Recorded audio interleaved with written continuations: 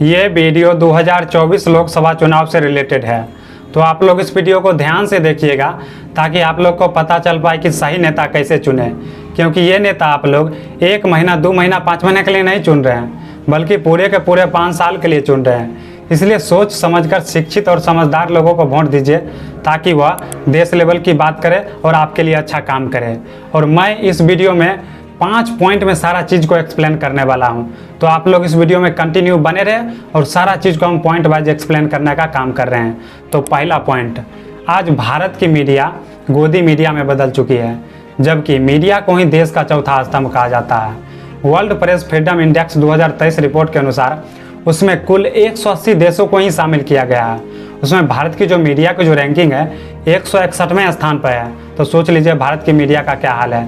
ये गोदी मीडिया आपको पेपर लीक होने के फ़ायदे बता देंगे, बोलेंगे पेपर जब लीक हो गया तो आपके लिए अच्छा ना कि आपको ज़्यादा टाइम मिल गया है पढ़ने के लिए।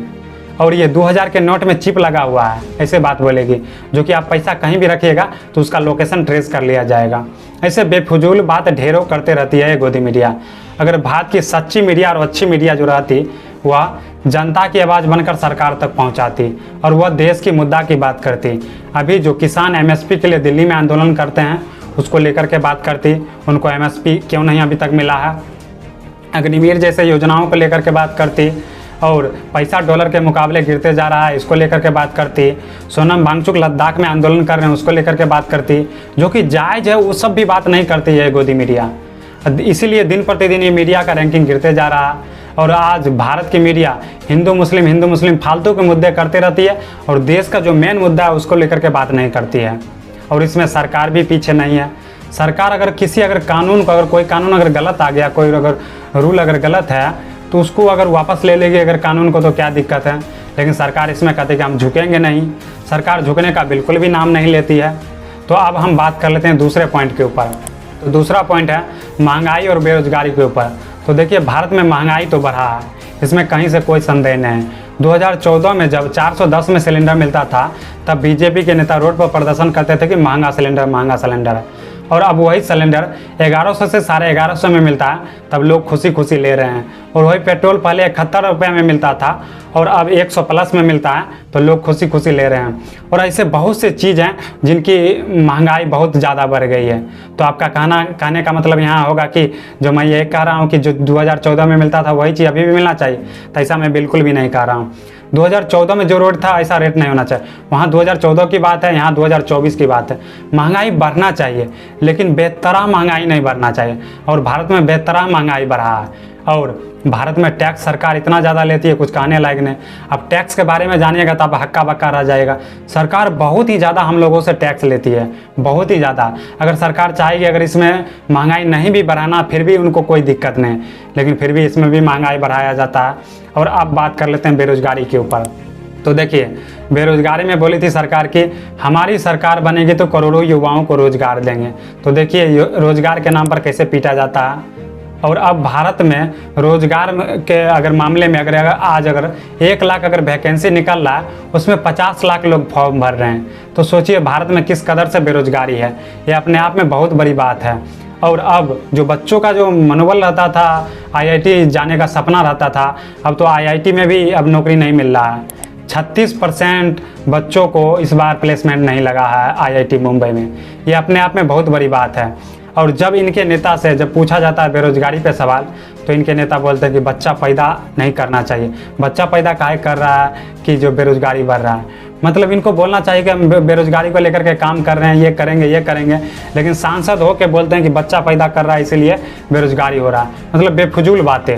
सांसद है भाई, अच्छा खासा जवाब देना चाहिए, इतना बड़का पोस्ट पे। लेकिन इनके नेता के जब पूछा जाता है कि महंगाई को लेकर के बात या किसी काम को लेकर के मुद्दे के लेकर के बात पूछा जाता तो ये लोग भगवान का नाम लेकर के आगे बढ़ जाते हैं। तो देखिए भगवान का नाम हम लोग भी लेते हैं, सब लेता है, पर आपको जिसके लिए जिताया, जिस मुद्दे के लिए आप आए हैं उस मुद्दा का काम कीजिए, उसका काम कीजिए।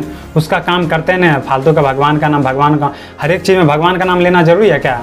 और इस बार के 2024 के मैनिफेस्टो में भी मोदी जी के मैनिफेस्टो में रोजगार कितना देंगे इसको लेकर के बात नहीं किया गया और महंगाई को लेकर के बात नहीं किया गया है।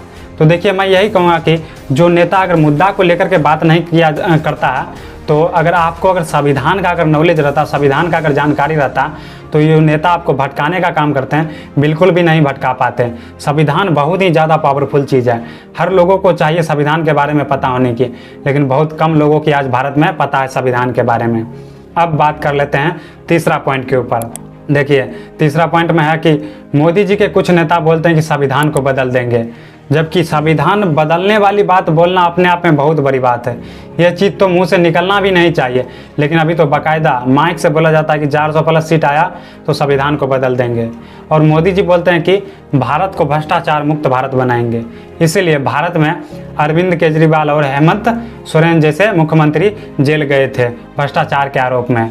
और मोदी जी बोलते हैं कि भ्रष्टाचार मुक्त भारत बनाएंगे, और वही जिस पे मोदी जी आरोप लगा देते हैं कि ये भ्रष्टाचारी है, वही जब बीजेपी में शामिल हो जाता है तो उसका बल्ले बल्ले है, उस पर सारा भ्रष्टाचार हट जाता है।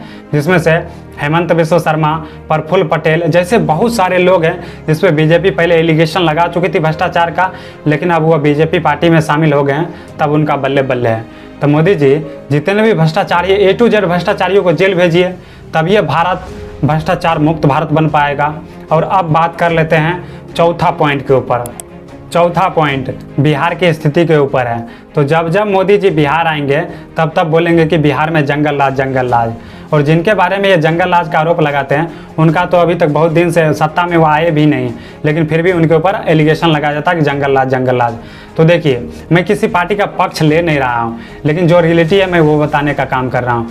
अगर मोदी जी से बिहार की जनता इतना ज़्यादा प्यार करती है कि 40 में से 39 लोकसभा सीट जितवाने का काम किया है मोदी जी को, लेकिन फिर भी मोदी जी जब आएंगे तब बोलेंगे जंगल राज, जंगल राज। 10 साल से मोदी जी आपकी सरकार है, इस जंगल राज को मंगल राज में आप बदल सकते थे, मगर फिर भी आज जब आएंगे जंगल राज, जंगल राज, जंगल राज। गुजरात कहाँ से कहाँ चला गया, लेकिन बिहार ज्यों का त्यों है। और मोदी जी प्रेस कॉन्फ्रेंस भी नहीं करते हैं कि बिहार के लोग पूछ लेंगे कि मोदी जी बिहार के लिए आप क्या किए, बेरोजगारी को लेकर के क्या किए, महंगाई को लेकर के क्या किए। इन सब से रिलेटेड क्वेश्चन पूछ लिया जाएगा। और इन सब से लेकर के जो देश के मुद्दा को लेकर के जो सवाल पूछा जाता है कुछ लोगों के द्वारा, तो उनके अकाउंट को सस्पेंड कर दिया जाता है, बंद कर दिया जाता है, जो कि मैंने किसान आंदोलन में देखा था, ढेरों अकाउंट को बंद करवाया गया था। लेकिन ऐसा नहीं करना चाहिए। लोकतंत्र में सबको आज़ादी है अपने बातों को रखने की। और लास्ट में बात कर लेते हैं ब्रह्मास्त्र, पांचवा, जो जाति और धर्म पे जो वोटिंग होती है उसके ऊपर बात कर लेते हैं। तो देखिए, अभी भी भारत में लोग जाति और धर्म के ऊपर ही वोटिंग करते हैं, जो कि बिल्कुल गलत है। ग्लोबल हंगर इंडेक्स 2023 रिपोर्ट के अनुसार उसमें कुल 125 देशों को ही शामिल किया गया है। उसमें भारत की जो रैंकिंग है 111 नंबर स्थान पर है। तो सोचिए भारत में किस तरह से भुखमरी है, जो कि आप लोग देख ही रहे होंगे। तो इस बार लोगों को चाहिए कि जाति धर्म से ऊपर उठ करके और भुखमरी जैसी समस्याओं से निजात पाने के लिए शिक्षा, स्वास्थ्य और रोजगार पे वोट करें, ताकि देश तरक्की करे, गांव तरक्की करे, लोग तरक्की करें।